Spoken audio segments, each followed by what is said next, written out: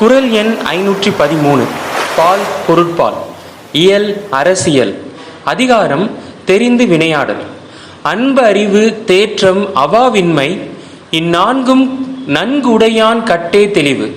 இந்த திருக்குறள் வாயிலாக திருவள்ளுவர் நமக்கு என்ன புரிய வைக்கிறார்னா, ஒரு நிர்வாகத்தின் மேல் உள்ள அன்பும் அந்த நிர்வாகத்திற்கு நன்மை தருவதை அறியும் நல் அறிவும் அதற்கான செயல்களை செய்யும் பொழுது உறுதியான தன்மையும் பணியில் பொருள் வந்தால் அதன் மீது ஆசை இல்லாமல் இந்த நான்கும் உடையவனிடையே பதவியை தருவது தெளிவான முடிவாகும்.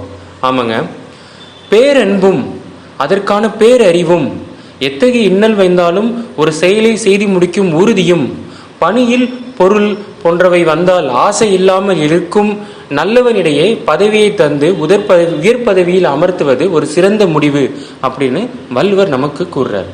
நாமளும் அதன்படி நடக்க முயற்சிப்போம்.